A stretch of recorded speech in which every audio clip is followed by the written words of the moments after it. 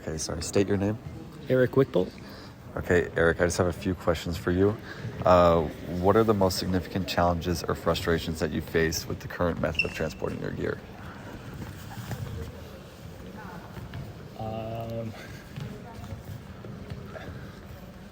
Well, I have to transport it in the first place, and I don't have space to store it. Okay. The bag is rigid, which makes it more durable, but it makes it more of a pain to carry around. Okay. Like wrap around my arm, or in a bus, like I can't sit it upright. That's another thing, and I can't lay it flat because it would take up way too much space. So I just have to hold it the whole time. Is the not sitting upright due to the sword bending?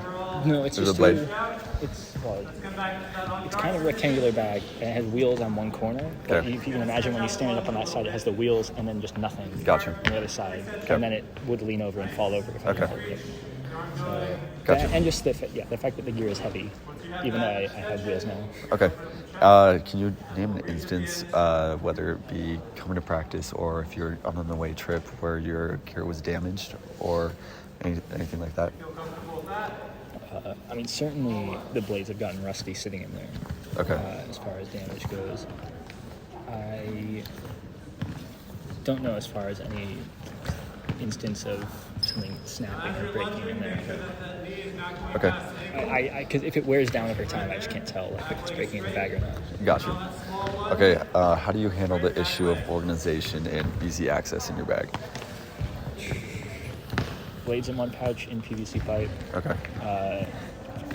Like gear I wear in the other.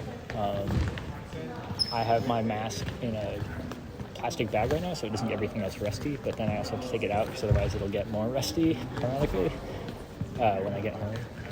I have all the cords and fixed like screwdrivers in the side. Okay. So I keep it compartmentalized. I don't know. Yeah. No. So in terms of like specific features or functionalities to your bag, yours rolls. Yeah. Right. So a main issue is when you're on a bus or when you're traveling, you can't stand it upright. That is a thing. Or if I'm just talking to someone. Yeah, and and you I'm just have to standing like, up, it's you have to hold it the whole put it time. on the ground or hold Got it you. all the time. So. Okay, so like just an idea, like a dolly, has the wheels and then you can like set it like down on a flat. If there was something like that, I mean, a big issue that everyone's been talking about is just the compartmentalization inside the bag and how everything can shift. Is that a problem with you? I know when you're dragging it, is everything like kind of sliding down and it gets clustered? Yeah, once I get here, the shoes and mask are all like crammed at the bottom with the rest of the gear due to gravity. It hasn't been a huge issue for me, but it does mean that all the clean gear has the dirty shoes and mask running up against it, and if I didn't put the bag around the mask, it would get everything else rusty. And Gotcha. for people that don't have two compartments or don't have PVC pipes, then the blades definitely can get stuff rusty. Gotcha. So that had happened in the past. Okay, last question. Sorry to take up so much time. No, you're good. If you can imagine an ideal travel bag, I think the rolling functionality is great. Obviously, you want it to be able to stand up so you don't have to lay it down, and it can just stand up right next to you. But on the inside of the bag, what would be a perfect bag for you?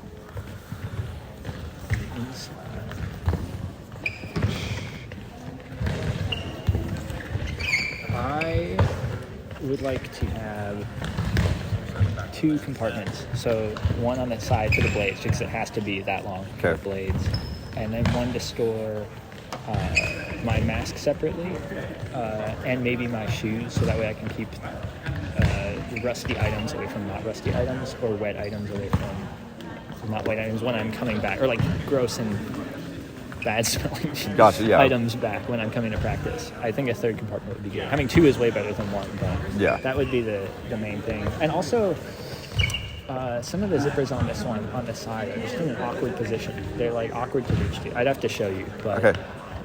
No, I mean, I'm gonna take your word for it. It's just, we're looking for the best bag that we can possibly make. Ian's just brought this to our attention that like hauling the gear and bringing it to training, obviously in these bins isn't amazing. But I mean, that's a little bit different. It's a little bit different because we have to kind of just cram all the blades into one bag with no PVC pipe. Otherwise, it would take up twice the amount of room. Yeah.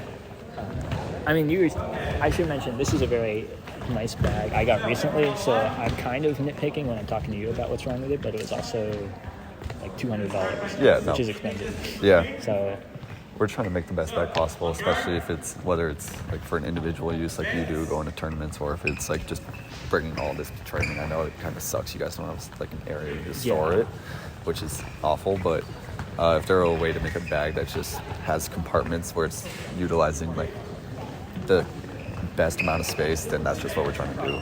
yeah, I mean, this one ironically has. Well, maybe it's not ironic. Maybe I'm overusing the word. It has a more space than it really needs. Got you. For me, but it's going to depend on who you are, and it has to be that long.